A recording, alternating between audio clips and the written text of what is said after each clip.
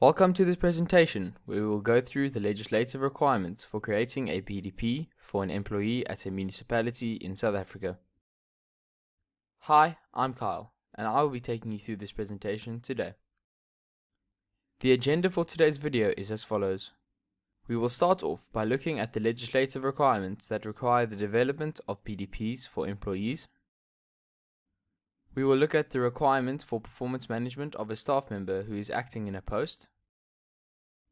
This will be followed by an overview of the types of skills development that can be offered through the PDP process.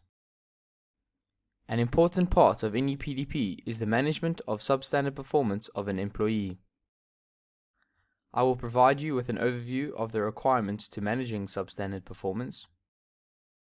And we will conclude the video by providing you with our contact details should you have any questions.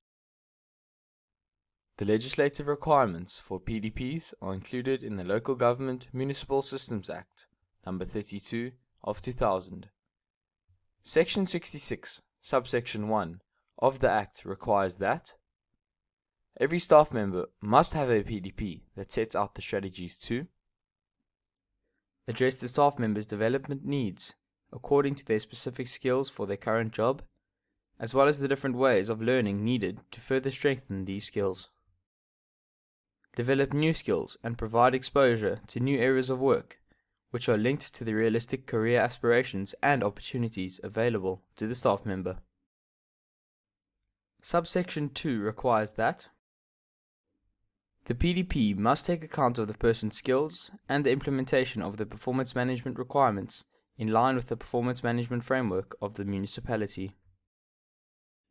Section 66, subsection 3 states that no staff member may undergo training unless the training is contained in the PDP of the staff member, the municipal manager or their delegate approves the training intervention.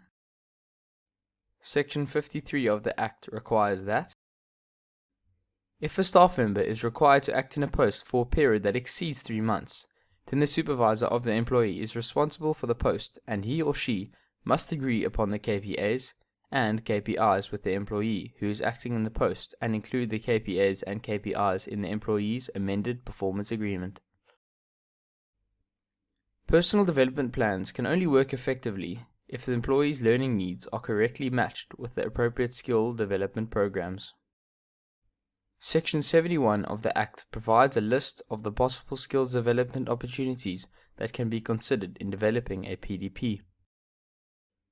The types of skills development programs that can be considered for developing priority skills can include structured learning programs, which may include learnerships, apprenticeships, technicians in training programs, and graduates in training programs.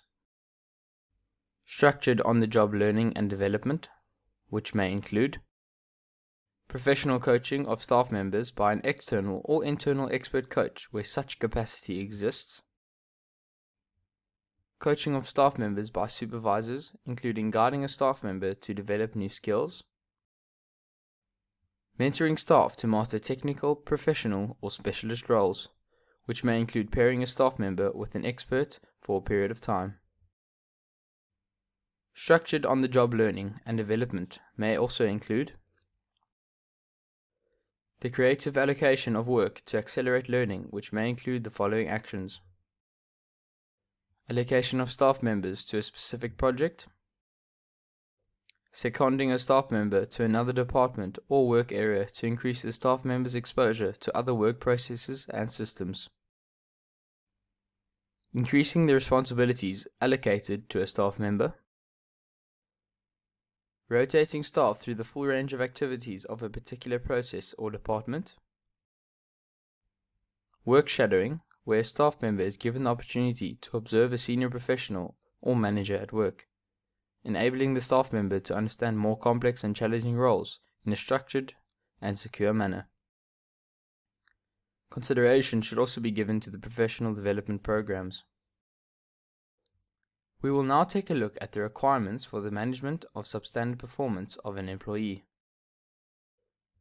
The requirement is defined in Section 52 of the Act. Section 52, subsection 1, requires that any employee who receives a performance rating below 3 in terms of the 5-point rating table as mentioned in Regulation 47, subsection 3, must do the following: be assisted in developing his or her competencies through training, coaching, mentoring, and supervision, and must develop a PDP with his or her manager. Section 52, subsection 2, requires that a PDP must contain at least the following items: the behavior and skills that requires improvement, the actions that will be undertaken to improve the identified behavior and skills that require improvement, deadline dates for each of the actions for improvement included in the PDP, the proposed meeting dates to assess improvements and provide feedback, the potential consequences if there is no improvement in performance by the agreed upon deadline dates. Section 52, subsection 3, requires that the meetings are held between the employee and his or her supervisor to assess improvements and provide feedback. These meetings must be recorded in writing. Section 52, subsection 4, requires that the PDP must cover a maximum period of 3 months, at the end of which a formal evaluation of performance must take place. Section 52, subsection 5, requires that the following alternatives must be considered in respect of an employee whose performance rating has not improved to at least a satisfactory level, for example, a performance rating of 3.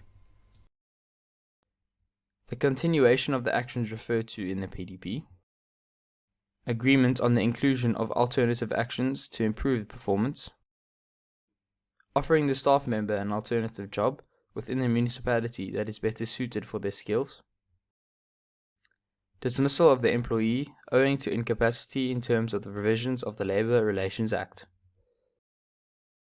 Section 52, subsection 6, requires that poor work performance must be dealt with in accordance with Item 9 of Schedule 8 to the Labour Relations Act.